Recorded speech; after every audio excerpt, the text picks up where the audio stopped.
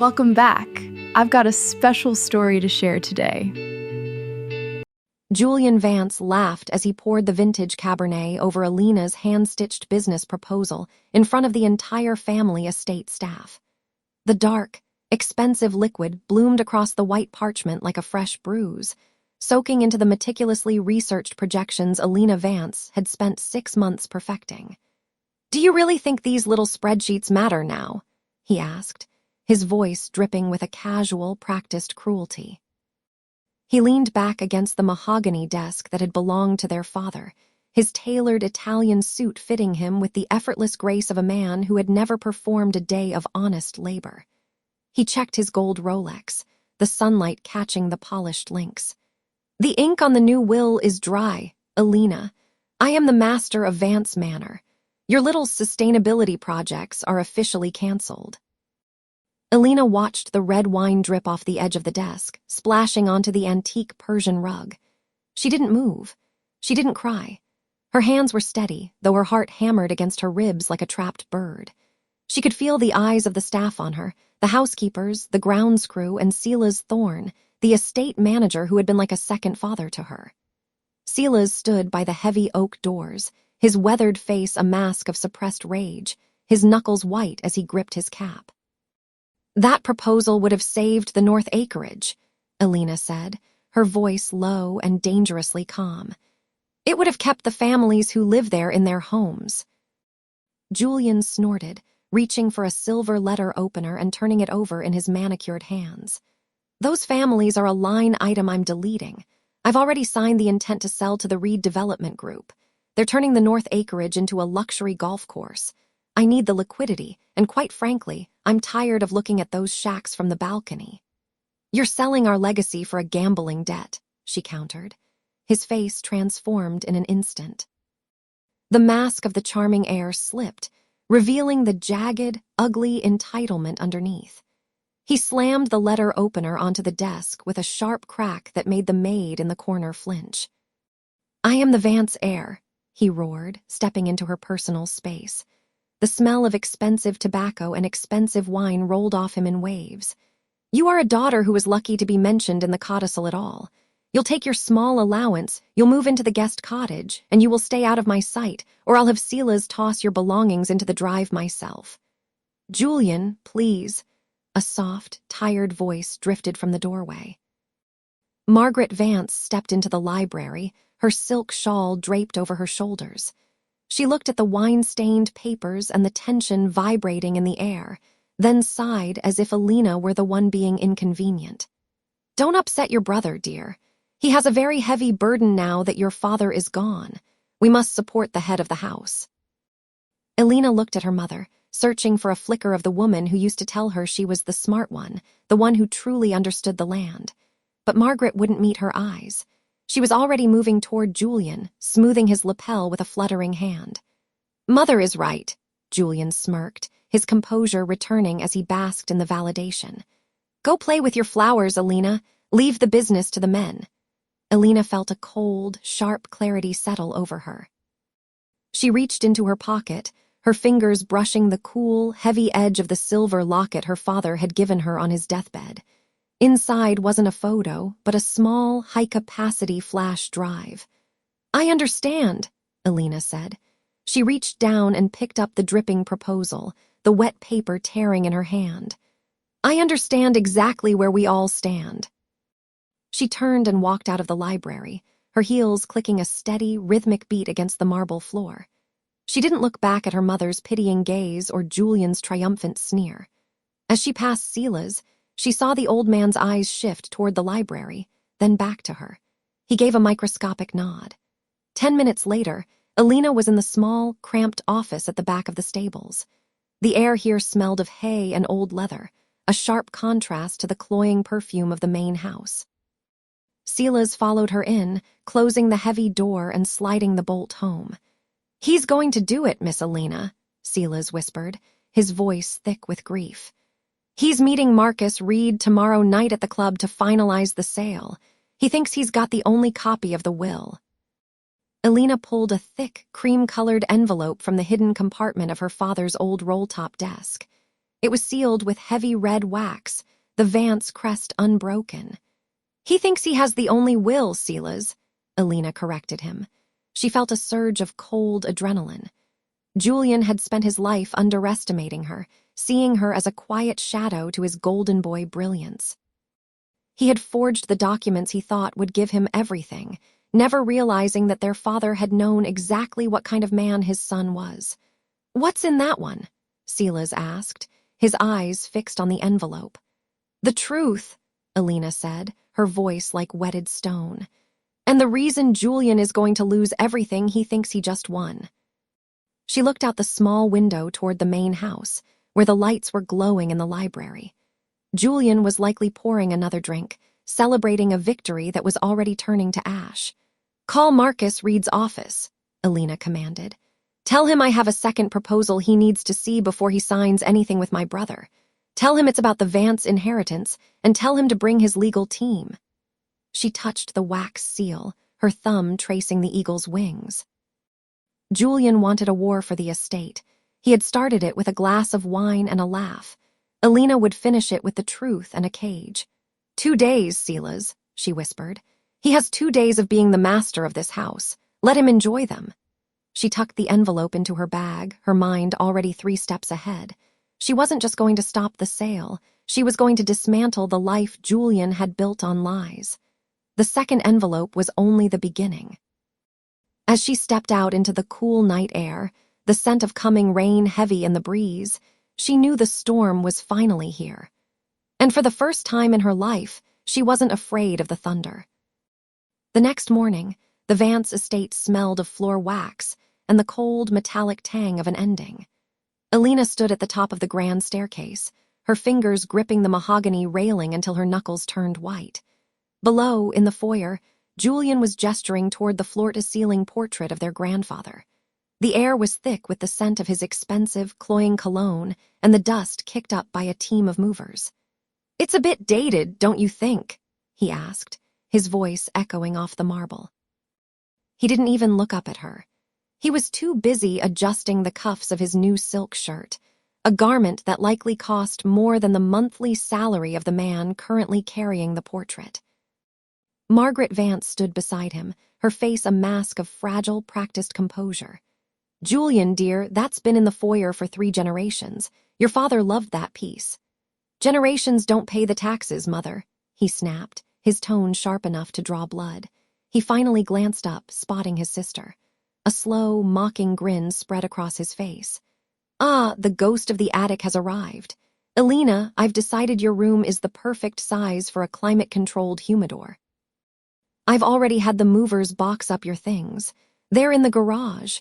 Try not to let them get damp." The art dealer beside him chuckled, a sycophantic sound that made her stomach churn. This was the second time in 24 hours he had stripped away a piece of her life, and he was doing it with a captive audience.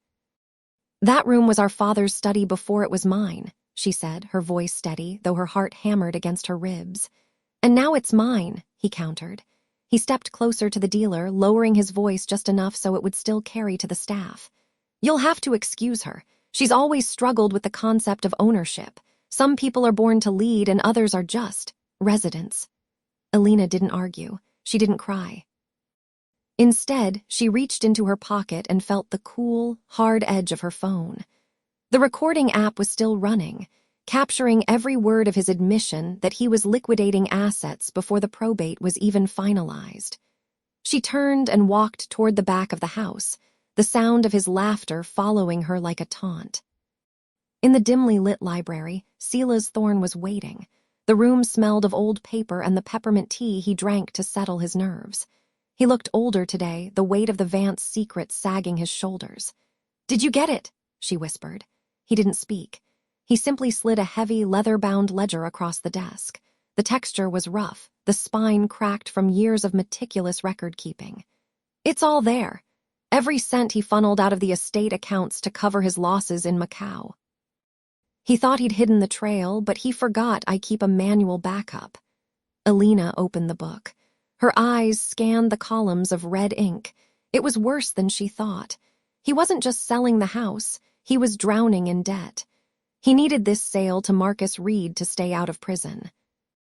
"The Founders' Day Gala is in 48 hours, she said, her thumb tracing a particularly large withdrawal. "He's planning to announce the sale then. He's invited the board, the press, even the mayor." "He's walking into a trap of his own making," the old man murmured. Julian entered the library then, not knocking, his presence an intrusion on the silence. He looked at the curator with open contempt. "Still hovering, Silas. I thought I told you to start looking for new employment." "This house won't need a curator once the wrecking balls arrive." He turned to his sister, his eyes gleaming with a cruel sort of triumph. "Don't look so grim. I've left you a small allowance in the new will. It should be enough for a studio apartment in the city, assuming you can learn to live within your means." "I'm sure you know all about living within your means," she said. He stiffened, his jaw tightening. "Watch your tongue. You have 2 days left in this house. Make sure you're packed by Thursday night. I want you gone before the gala starts. You wouldn't want to be here when the real Vance legacy begins." Elena watched him walk away, his footsteps heavy on the hardwood. He had no idea. He was so blinded by his own greed that he couldn't see the cliff he was walking toward. 2 days, she whispered to the empty room. The countdown had begun. The following morning, the air inside the Vance estate felt thick with the scent of lemon oil and impending loss. Elena Vance stood at the tall windows of the morning room, watching a silver Mercedes-Benz navigate the winding gravel driveway. She didn't need to see the driver to know it was Marcus Reed. He was the only person she trusted with the heavy secret she carried, and today, he was bringing the ammunition she needed to win a war Julian didn't even know had started. She met him in the old carriage house, a place Julian rarely visited because it smelled too much of history and not enough of money. The interior was cool and dim, smelling of dry hay and aged leather. Marcus didn't waste time with pleasantries. He set a slim leather briefcase on a workbench and clicked the latches open.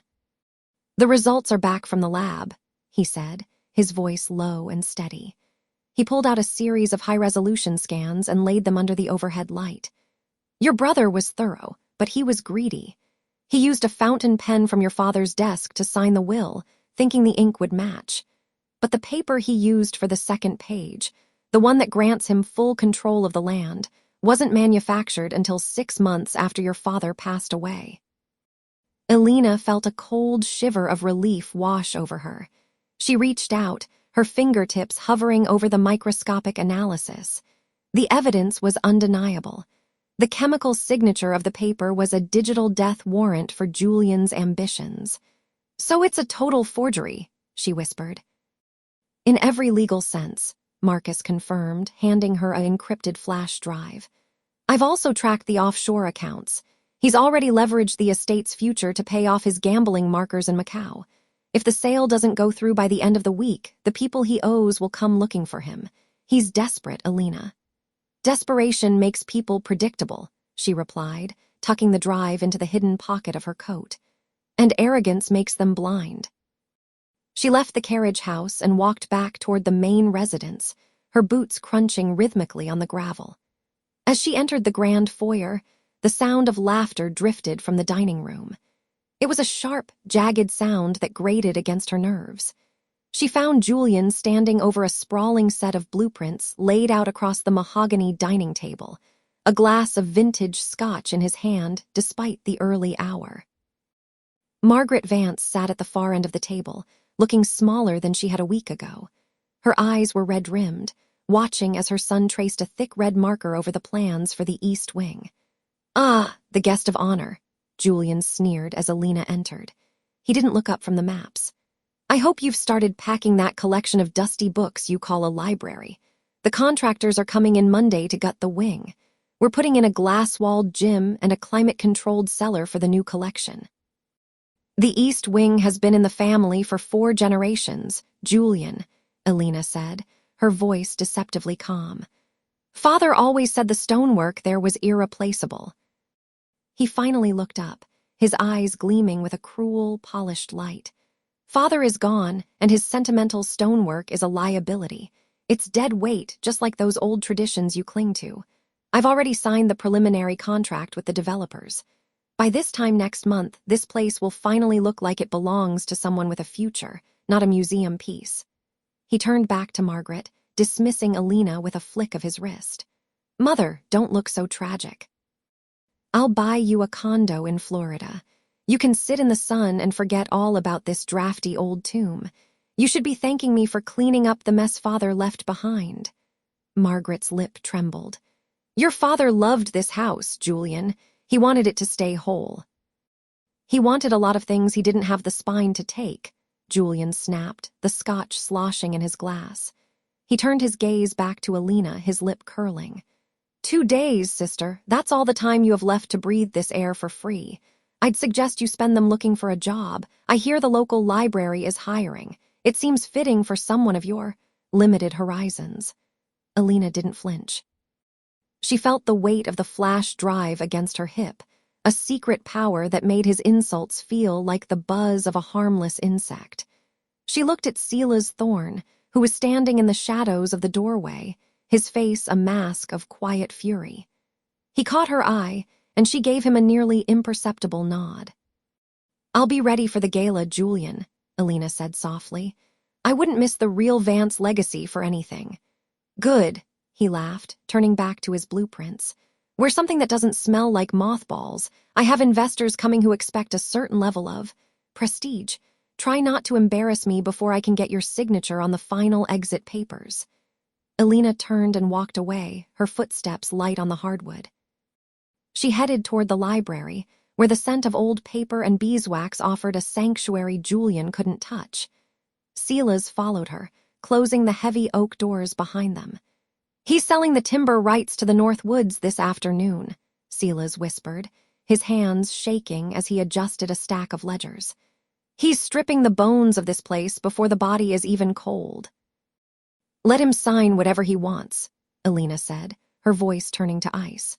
She pulled the flash drive from her pocket and held it up. The silver casing caught the afternoon sun, glinting like a blade. The higher he builds his house of cards, the more spectacular the fall will be. He thinks he's the master of this estate, Silas. He thinks he's won. She walked to the large mahogany desk that had belonged to her father, sitting in the chair Julian thought he had inherited. She opened her laptop, the screen illuminating her face in the dim room.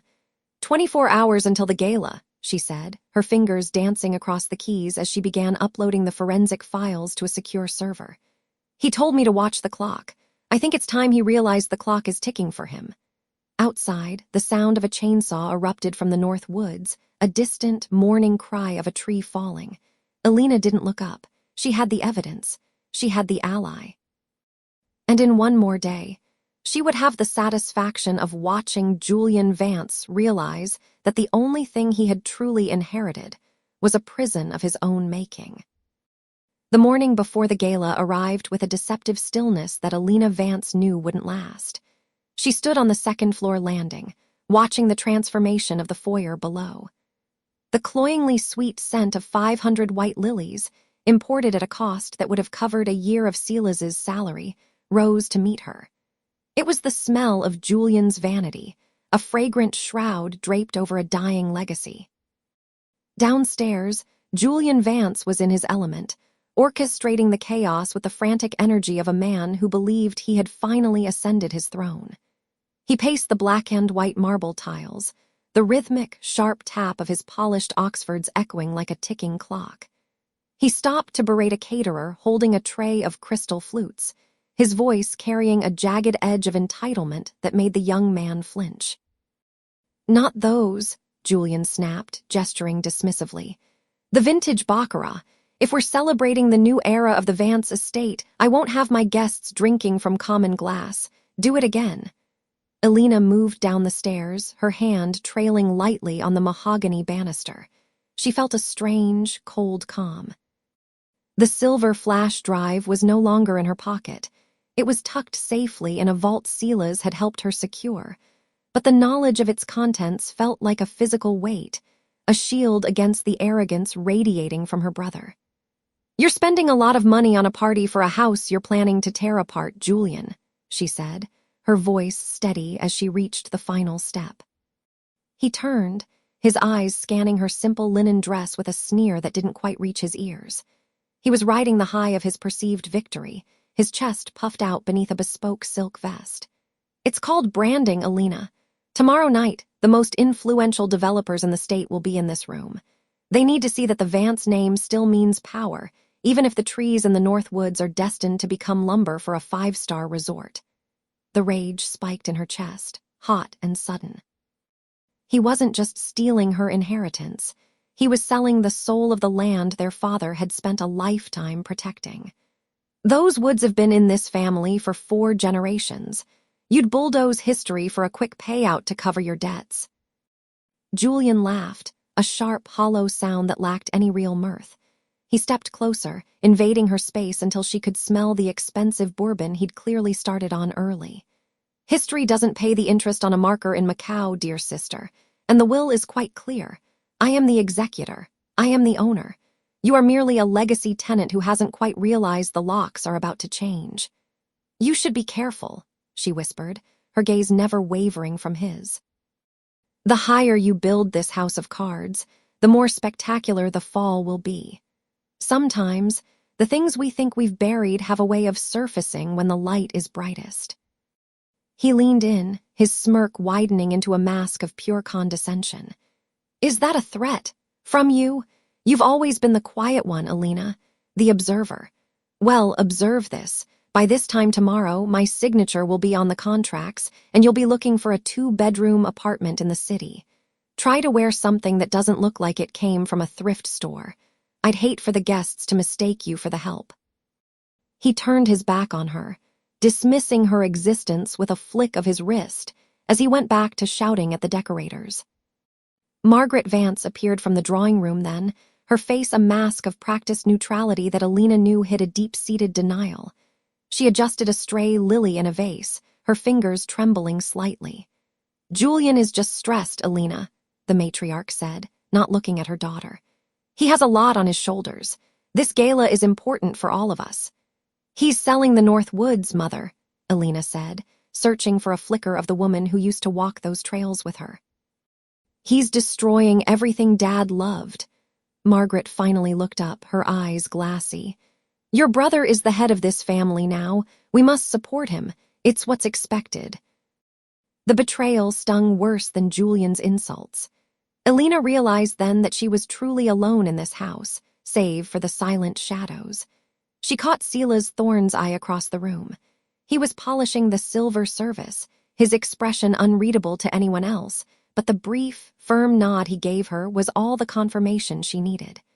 Marcus Reed had called an hour ago. The forensic trail was complete.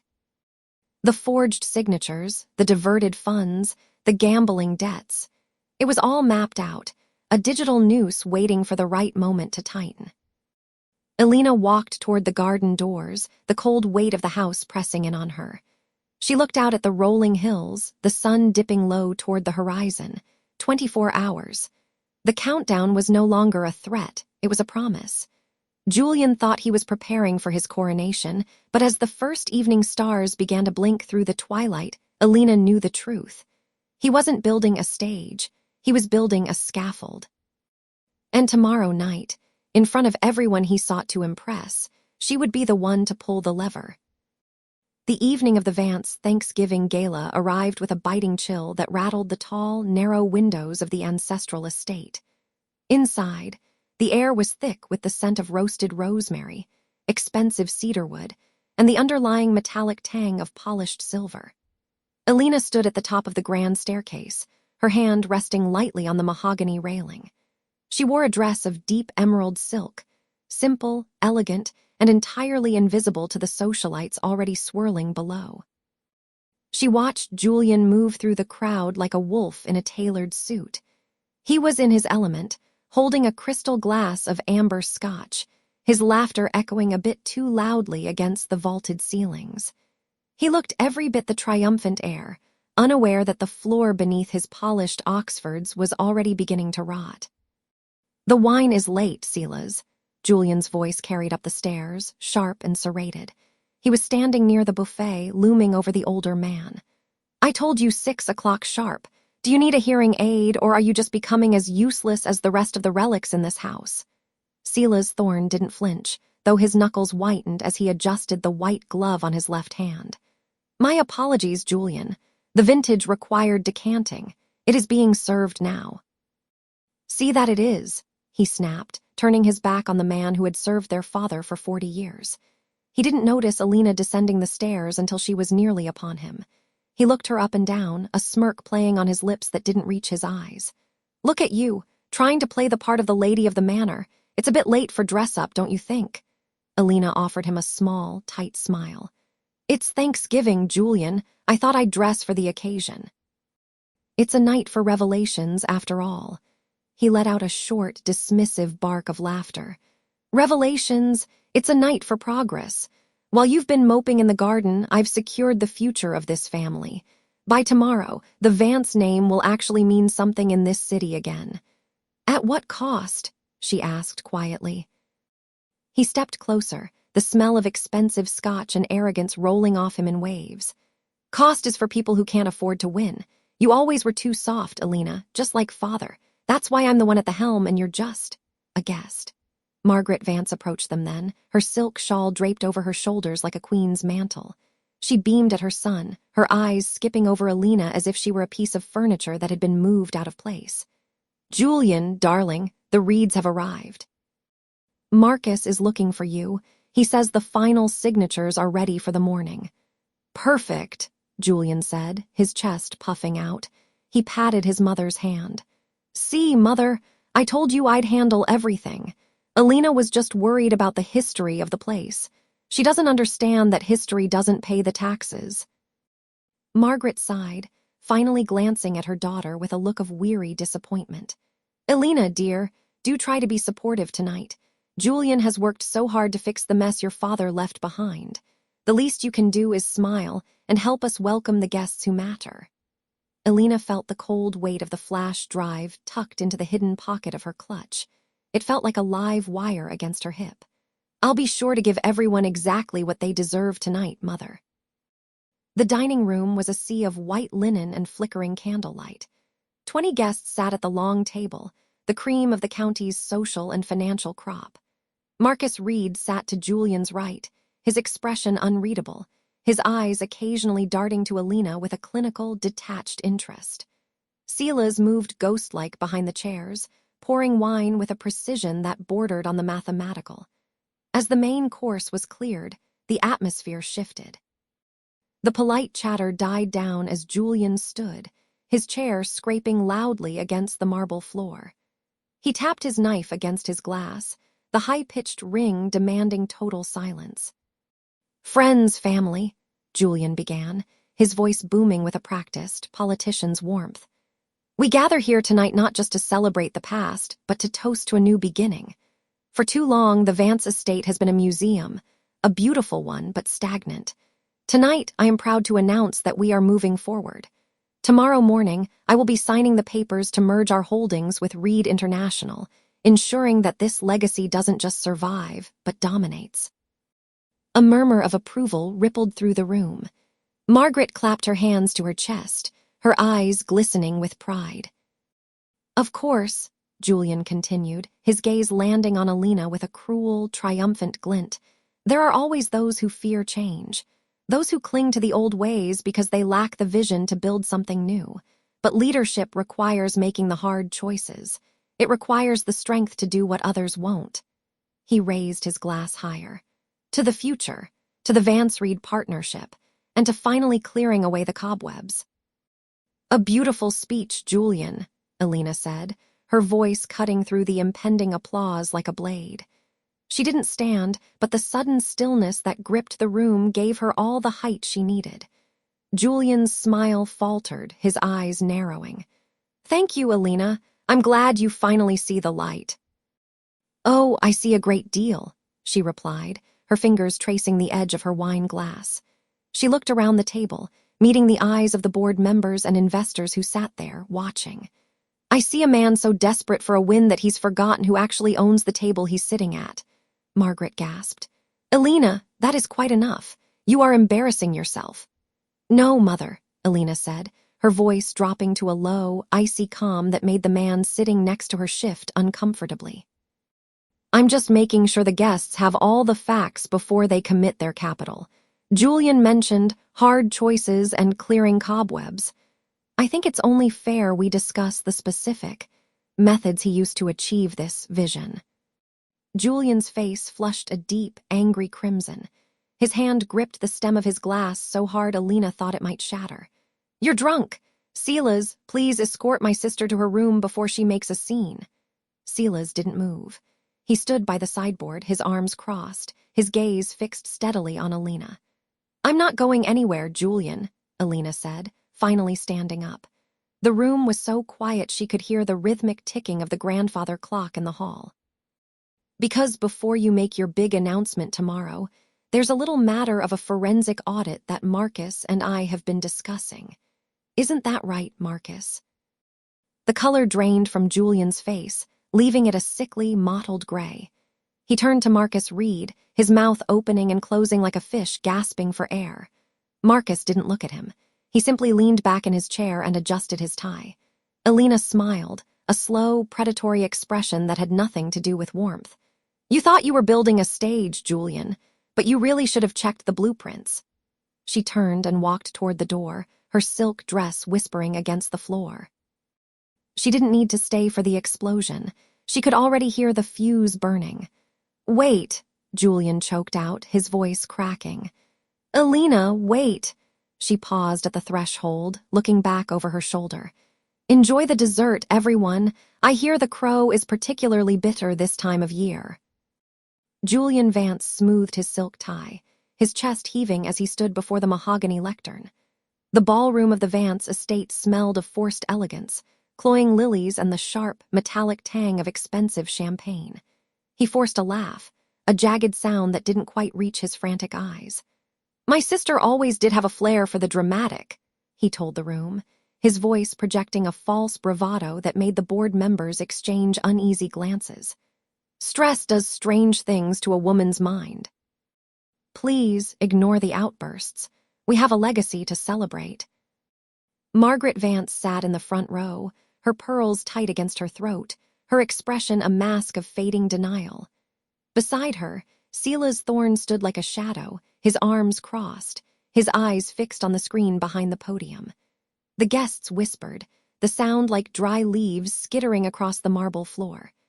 Julian gripped the edges of the wood, his knuckles white, desperate to reclaim the narrative before the silence swallowed him whole.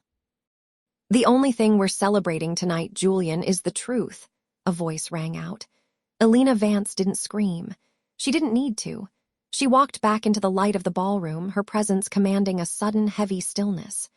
Marcus Reed flanked her, his expression unreadable as he held a sleek, silver drive. He didn't wait for permission. He stepped to the tech booth, and the projector hummed, a low, predatory drone that silenced the room. The screen didn't show the glossy architectural renders Julian had promised. Instead, a high-resolution scan of their father's original will fill the wall, side by side with the forgery Julian had filed. Red circles highlighted the microscopic tremors in the signature, the unmistakable mark of a hand trying too hard to mimic the dead. Below it, a spreadsheet blossomed, detailing offshore accounts and a trail of gambling debts that bled the family estate dry. Julian's reaction was a slow-motion car crash. The smug mask didn't just slip, it disintegrated.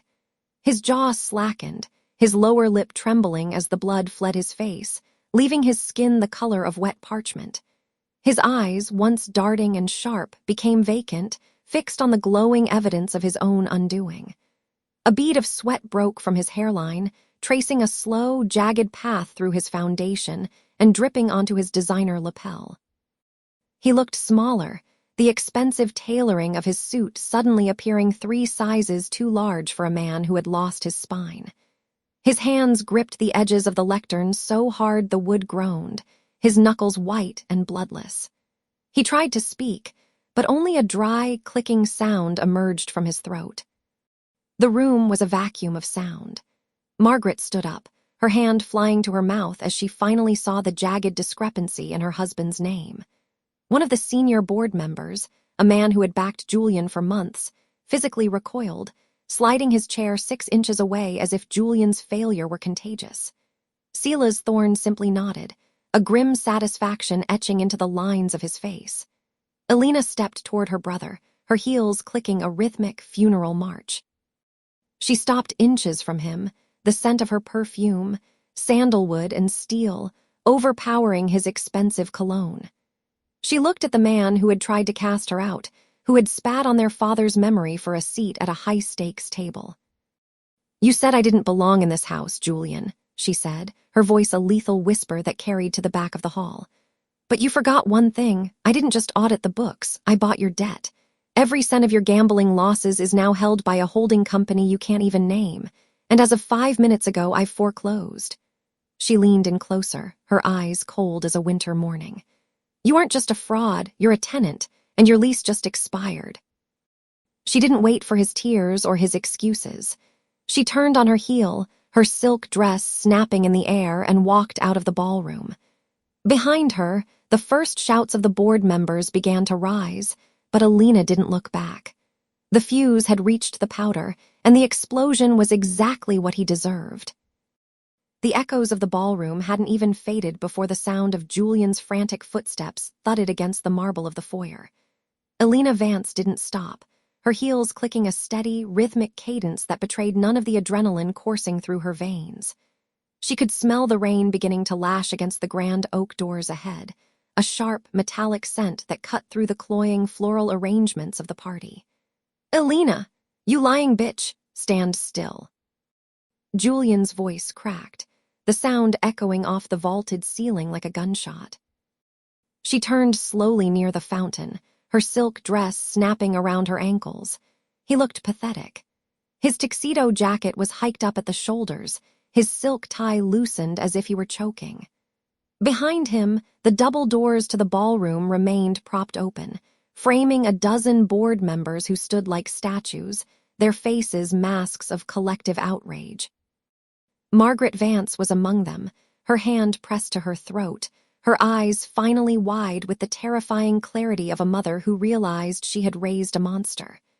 "The only lie told tonight, Julian, was the one you signed your name to," Elena said. Her voice was a low, steady blade.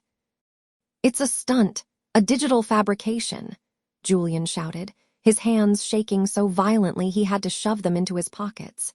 He turned to the lingering board members, his face contorting into a mask of desperate charm. "You all know her. She's always been jealous. She's trying to tank the stock so she can buy in low. It's market manipulation." Marcus Reed stepped out from the shadows of the arched hallway, a leather briefcase tucked under his arm. Beside him stood Sela's Thorn, the old man's back straighter than it had been in years. Sela's held a thick manila folder, the edges worn from the days they had spent hunched over the real ledgers in the basement. "It's not manipulation, Julian," Marcus said, his voice carrying the weight of legal finality. "It's a criminal referral. We didn't just bring the audit to the board. We brought it to the district attorney's office 3 hours ago. The warrants are being processed as we speak." Julian Vance's features didn't just fall, they seemed to dissolve. The arrogant smirk that had been his permanent mask for decades curdled into a sickly, gray grimace. His lower lip began to tremble, a frantic, rhythmic twitch that he couldn't suppress no matter how hard he clenched his jaw. His eyes, once bright with the fire of his own perceived brilliance, went flat and hollow, darting toward the exit as if searching for a shadow to hide in. A single bead of cold sweat tracked a path through the heavy foundation he'd used to hide his late-night binges, leaving a jagged white streak across his mottled skin. He looked less like a man and more like a cornered animal, realizing the cage had no door. His breathing became shallow and audible, a series of wet, ragged hitches that made his chest heave beneath his expensive shirt. "Mother," Julian wheezed, turning toward the doorway. "Mother, tell them I had permission. The family assets." Margaret Vance stepped forward, the light of the chandelier catching the tears on her cheeks. But she didn't move to embrace him. She stopped 5 feet away, looking at him as if he were a stranger she'd found rummaging through her trash. "I gave you my trust, Julian," she whispered. I gave you your father's ring, and you used it to forge a path to our ruin." She looked at Elena, a silent, agonizing apology passing between them. "He is no son of mine tonight." The silence that followed was absolute, broken only by the distant rumble of thunder. Mr. Henderson, the most senior board member, stepped forward, his face a mask of cold disgust. "The board has reached a decision, Julian. You are removed from all positions effective immediately. Security will escort you from the premises. Do not bother returning for your personal effects. They will be delivered to the authorities." "You can't do this." Julian lunged toward Elena, his fingers clawing the air, but Sela's thorn stepped into the gap with the surprising strength of a man defending his home. "Don't touch her," Sela's growled. Elena stepped closer to her brother, her presence so commanding that Julian actually recoiled. She reached into her small clutch and pulled out a single brass key, the key to the executive suite he had occupied like a king. She didn't hand it to him. She dropped it into the water of the foyer fountain. "You told me I didn't belong in this house, Julian," she said, her voice like ice. "But the house belongs to those who care for it. You're not a Vance. You're just a debt that's finally been settled." She looked at Marcus and Silas, nodding once. "The forensic team is already at the office. They've frozen the offshore accounts in the Cayman Islands. You thought you were clever, hiding the gambling markers in the shell company, but you forgot that I'm the one who set up those accounts 10 years ago. I knew exactly where to look." Julian collapsed onto his knees by the fountain, his fingers splashing in the water as he scrambled for the key, a broken, sobbing mess in front of the people he had spent years looking down upon. The board members turned their backs, walking back into the ballroom to begin the process of salvage. Elena didn't stay to watch him cry. She didn't need the satisfaction of his pleas. She walked toward the grand doors, Sela's opening them for her as the cool night air rushed in to cleanse the room. "Where to now, Miss Vance?" Sela's asked softly. Elena looked out at the rain, feeling the weight of the world finally shifting off her shoulders. "Home, Sela's, the real one. We have a lot of work to do to fix what he broke." As she stepped into the night, the sound of a police siren began to wail in the distance, growing louder with every passing second. Julian was still in the fountain, clutching a piece of brass that no longer opened a single door in the world. Elena didn't look back. The reckoning was complete, but the silence of the aftermath was the sweetest sound she had ever heard. 6 months later, the morning mist clung to the valley, wrapping the Vance estate in a quiet, silver shroud. Elena Vance stood by the floor-to-ceiling windows of the library, watching the first light catch the dew on the manicured lawn. The house no longer echoed with the sharp, frantic energy of her brother's parties or the heavy, suffocating weight of his secrets. Instead, it breathed with a new, rhythmic purpose. The heavy velvet curtains had been replaced with light linen that caught the breeze, smelling of lavender and the clean, crisp air of a mountain spring. A soft tap at the door preceded Sela's thorn. He carried a silver tray with a single cup of Earl Grey, the steam rising in a delicate curl. He looked younger than he had half a year ago, the deep lines of worry around his eyes smoothed by a peace that had seemed impossible during the height of the conflict. "The contractors for the Heritage Wing will be here at 10, Silas said, placing the tea on the reclaimed oak desk. "They've finished the restoration of the original library." "It looks exactly as your father intended." Elena turned, a small, genuine smile touching her lips. "Thank you, Silas, and the foundation applications."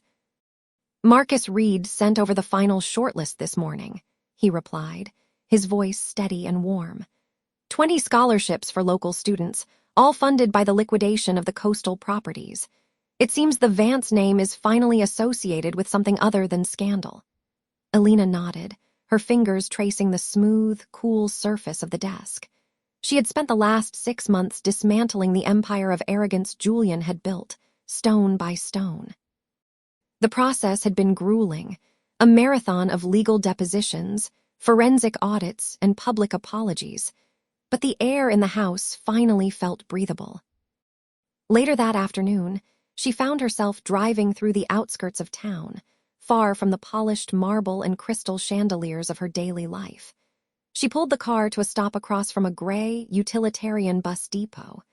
The smell of diesel and industrial bleach drifted through the open window, a harsh contrast to the jasmine of the estate. She saw him through the chain-link fence.